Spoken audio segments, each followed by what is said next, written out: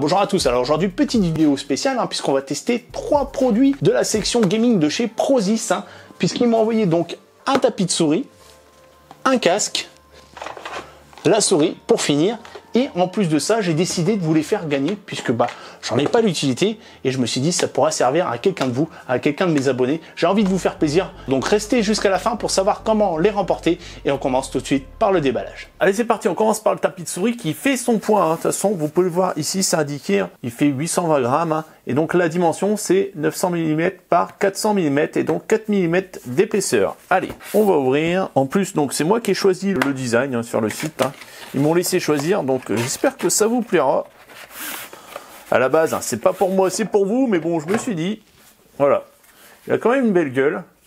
Donc vous voyez ici, donc, l'épaisseur, ça c'est nickel, surtout pour le reposer son poignet. C'est vraiment top à ce niveau-là. Et donc les coutures là, vous voyez, c'est propre. Et le petit design, alors forcément on va pas voir en entier, mais voilà ce que ça donne. Un petit effet 3D là. Franchement, ça rend bien. De toute façon, après, on va voir installer sur mon bureau, mais là, déjà, un premier aperçu, et donc, le derrière qui est tout en matière antidérapante. Voilà. Allez, on met ça de côté, et donc maintenant, on va s'attaquer à la souris. Donc ici, vous voyez, donc le design ambidextre. Donc déjà, ça, c'est une bonne chose. Ici, donc, la lumière RGB. Sur le côté, des infos comme quoi, elle est ultra légère. De toute façon, vous voyez, puisqu'en fait, vous avez une matière en nid d'abeille, là. Peut-être vous voyez pas bien avec les reflets, de toute façon on verra au dépallage. Et ici donc toutes les specs, donc le poids 69 grammes, la longueur du fil de souris 1,7 m, qu'on est sur de l'ABS. Donc après au niveau des specs du sensor, donc on est sur un modèle PixArt 3389, qu'on peut monter jusqu'à une résolution de 16000 dpi, qu'on a 7 boutons, qu'on a une accélération max de 50 G, avec une vitesse maximum de 400 IPS et une framerate de 12000 FPS. En dessous les switches, garantis jusqu'à 10 millions de clics. Voilà. Allez, on va ouvrir la boîte. Et donc on tombe directement, vous voyez, donc sur ce beau design. Et voilà à quoi elle ressemble. Alors forcément, là elle n'est pas branchée, donc on va dire ça ressort moins. Et donc ici, on a la roulette. Voilà. Ici, donc vous avez un bouton qui va être sûrement pour passer les différents DPI. Les 2 clics.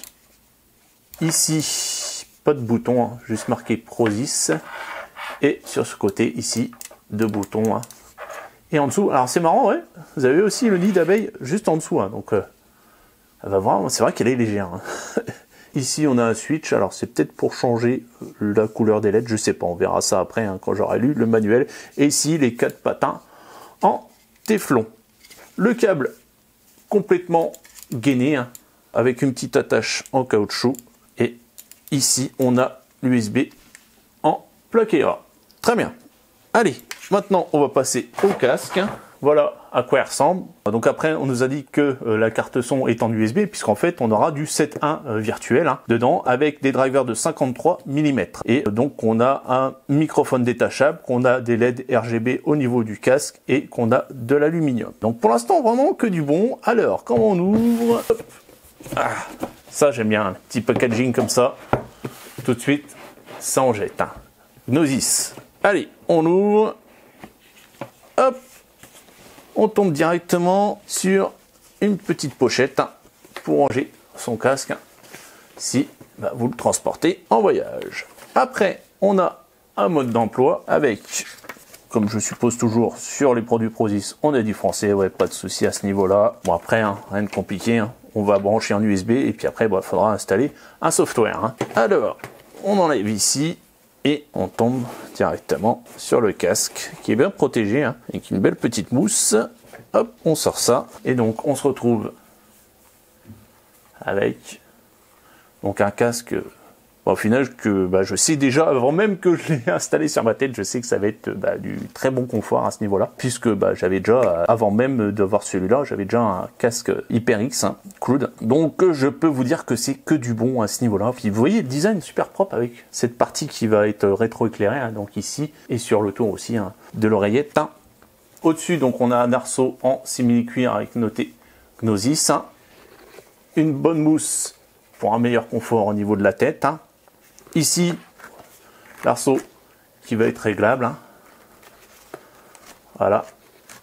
Et donc ici, après, les oreilles hein, qui pivotent à ce niveau-là. Ici, on a un câble gainé qui sort. Là, ça sera pour l'emplacement du micro. Et voilà. De l'autre côté du câble, on retrouve donc la télécommande. Donc ici, on va pouvoir, je pense, éteindre ou allumer, puisqu'en fait, on voit, en fait, il y a une petite lampe. Hein. Donc, à mon avis, ça va être pour allumer ou éteindre le RGB. Ici, pour régler le volume. Et ici, pour couper le micro. Et donc, de l'autre côté, on a de l'USB plaqué or. Très bien. Après, on a le micro. Voilà. Donc, vous allez pouvoir régler comme vous voulez. Et en fait, vous l'installez directement ici. Donc, maintenant, on va falloir tester ça. Hein. Qu'est-ce que ça va être dur hein. Tester ça en jeu. Oh là là, je vous en parle même pas. Allez, c'est parti, on passe au test. Donc nous voilà, après plusieurs heures de test avec les différents périphériques. Hein. Et donc on va commencer par parler du plus simple, c'est le tapis. Hein. Donc on a une grande surface hein, sur laquelle on va pouvoir disposer donc le clavier et bien sûr la souris. Hein. Et on va pouvoir tout simplement faire évoluer la souris sans limite, hein, dans le sens où voilà, notre tapis est tellement grand que au final, par exemple, si vous jouez sur des RTS ou des FPS, hein, vous ne serez pas gêné. Vous aurez une grande surface qui glisse sans problème à ce niveau-là. Puis aussi un très bon confort hein, grâce à l'épaisseur du tapis, hein, ce qui permet que quand vous reposez vos mains, vous n'avez pas de gêne. Surtout, vous voyez ici à ce niveau-là, on a toujours des soucis là, pas de problème à ce niveau-là. Donc maintenant, on va parler du casque. Hein.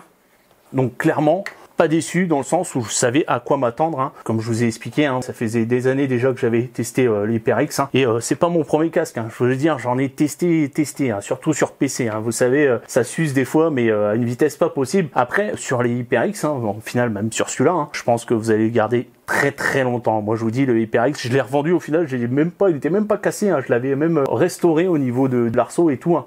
Donc, clairement, voilà. Si vous achetez ce casque, hein, vous êtes parti pour quelques années sans souci, sans problème à ce niveau-là. C'est du robuste. C'est ça aussi l'intéressant hein, quand on achète du matos comme ça. On peut avoir des fragilités au niveau du plastique ou autre. Là, non. Là, clairement, vous pouvez le faire tomber ou autre. Hein. Il résistera dans le temps sans problème. Ça, c'est vraiment un bon point là-dessus. Hein. C'est du bon matos. Donc, maintenant, on va parler du confort. Donc, au niveau de l'arceau, pas de problème. Regardez. Donc, je l'installe pour vous voyez ce que ça donne au niveau du rendu. Voilà. Donc ça s'ajuste parfaitement au niveau des oreilles. Hein. Pareil, le micro, vous voyez, tombe bien directement au niveau de la bouche. Hein. Après, bon, ouais, vous pouvez le régler. Hein. Donc maintenant, on va parler de la partie son au niveau du casque. Hein. Donc je l'ai aussi bien testé en jeu, en musique et en film. Hein. Et clairement, pas déçu. On a vraiment quelque chose de très bon au niveau de prix. Alors, je sais pas, hein, c'est pas du Sennheiser quand même, hein, faut pas rêver. Mais voilà, j'ai de quoi comparer. Hein, surtout que j'ai un Mobius à 400 €. Donc voilà, c'est le haut du panier. Donc, très bon au niveau de la musique, au niveau du jeu. Et on va parler de la partie logicielle hein, pour justement aller plus loin dans le son. Hein. Donc, on va passer sur le PC. Et donc là, on va pouvoir vraiment régler ça aux petits oignons. Hein, dans le sens où vous avez déjà un égaliseur. Ça, des fois, c'est pas disponible. Hein. Sur certains casques, hein, vous ne l'avez pas, la partie égaliseur. Hein. Et en plus de ça, donc, vous avez 4 profils différents. Hein. Donc, vous allez pouvoir activer ou désactiver l'égaliseur. Et vous avez aussi un effet 3D. Alors, en fait, l'effet 3D, c'est pas l'effet 7.1, ça n'a rien à voir. Hein. C'est un effet 3D qui mélange un peu les sons. Voilà, vous perdez un peu en position.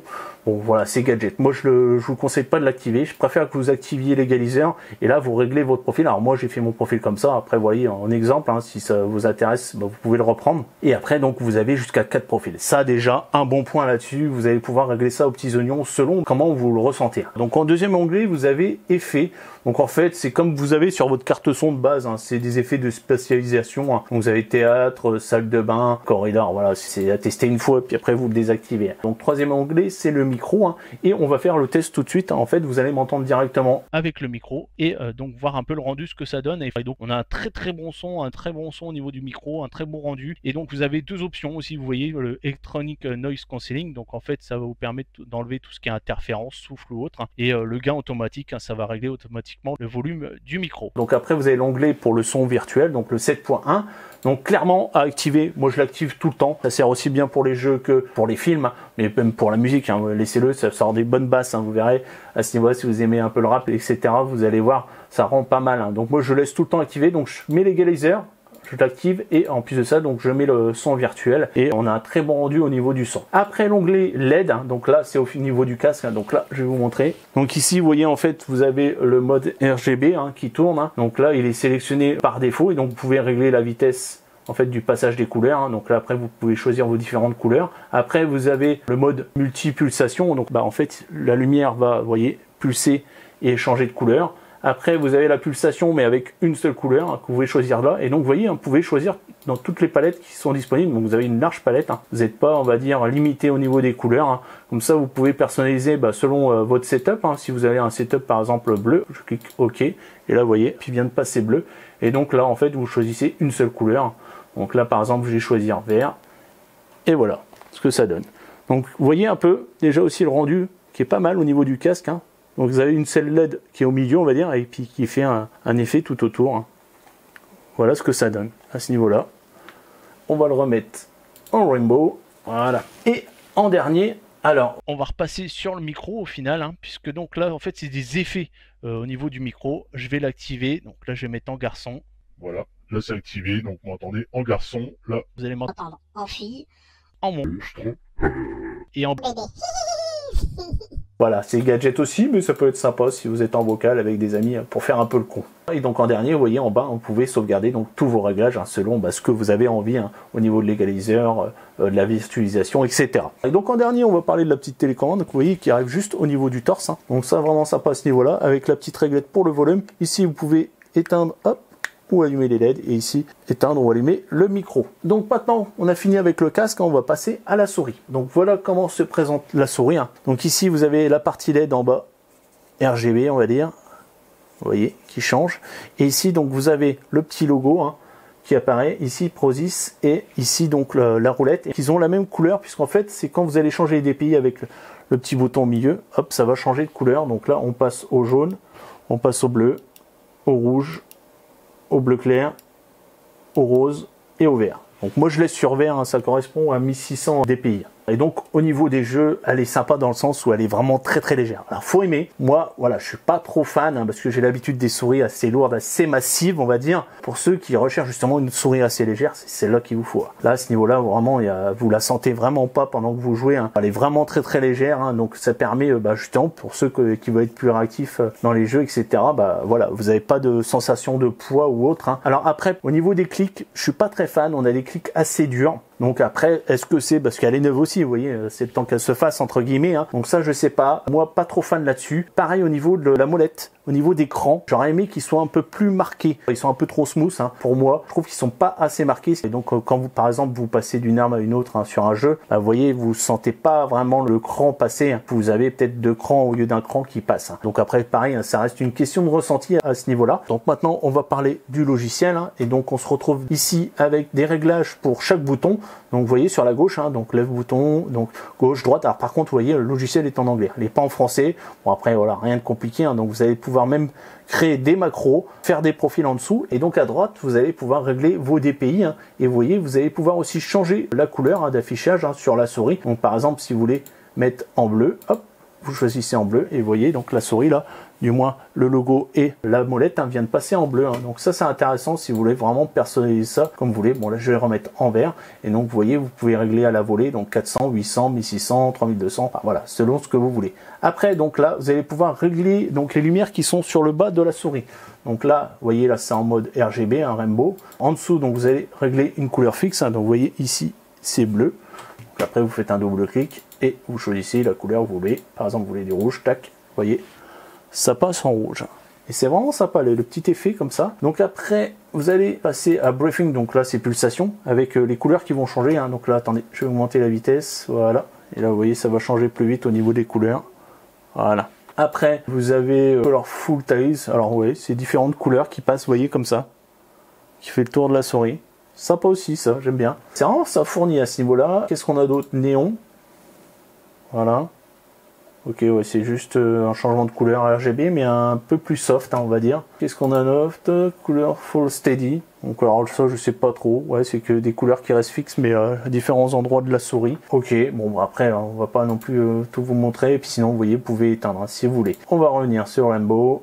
Alors, après, bon, vous allez pouvoir régler la sensibilité, le scrolling, le double clic, alors le LOD, donc le LOD, ou je sais pas comment ça se dit, je l'ai découvert, on va dire, en même temps de la souris, je ne savais pas que ça existait. En fait, c'est un réglage qui va vous permettre tout simplement de régler la hauteur où, en fait, la souris décroche. C'est-à-dire que si vous avez une petite sensible, vous allez forcément faire plusieurs fois comme ça des scrolls. Et donc en fait, vous allez pouvoir régler la hauteur, entre guillemets, où la souris n'a plus besoin de capter pour éviter justement que au final, elle continue alors qu'elle devrait pas, vous voyez. Donc là, c'est réglé sur 2 mm et apparemment donc le bouton, peut-être qui permettrait de régler aussi ça je pourrais pas vous dire. Bon, du moins là, vous pouvez le régler là, directement avec le logiciel. Donc après Polling Rack, vous pouvez choisir la fréquence de rafraîchissement de la souris. Et en dernier, Debone Style.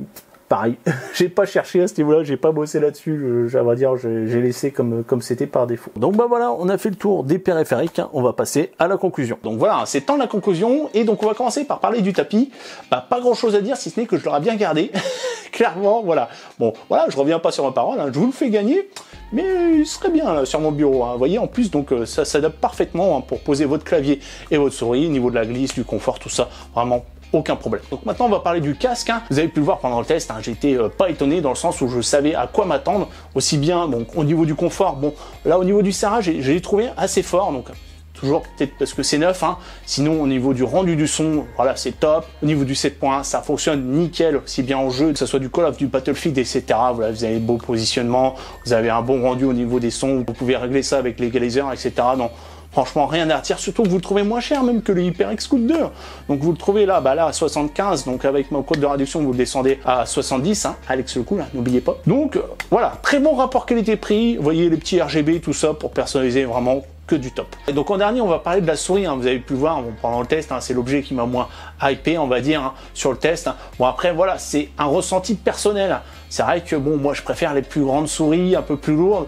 Là après, c'est chacun va midi un peu à sa porte. Si vous aimez justement les souris légères, petites, on va dire que là, vous y trouverez votre compte. En plus, vous avez vu un logiciel pour gérer tout ça, donc aussi bien les DPI, le RGB, donc qui est assez bien fini quand même. Donc la souris en elle-même, voilà, elle est très bonne. Moi, personnellement, voilà, ça m'ira pas, j'aimerais pas, on va dire, utiliser cette souris, mais pour d'autres, ça sera justement l'idéal. Donc après, au niveau du test, pas des gros soucis, si ce n'est des ressentis, par exemple au niveau du clic trop lourd et la molette trop légère. Donc voilà, on a fini le test de ces différents produits gamers de la marque Prozis. Clairement, c'est pas une marque qui est dédiée forcément au gaming, mais vous voyez qu'au final, il y a du bon matos. Surtout, voilà, j'en ai testé et clairement, on s'en sort très très bien à ce niveau-là. Donc, n'hésitez pas, bien sûr, à utiliser mes liens qui sont dans la description. Ça fait toujours plaisir. Et n'oubliez pas le petit code de réduc Alex le Cool pour avoir 10% de réduction. Et donc, au final, si vous voulez gagner ces périphériques, tout se passe directement dans la description. Vous aurez le lien. Normalement, ça sera sur Twitter. Allez! J'espère que ça vous a plu. Si vous aimez, le petit like, le petit abonnement et on se dit à la prochaine. Ciao, bye bye.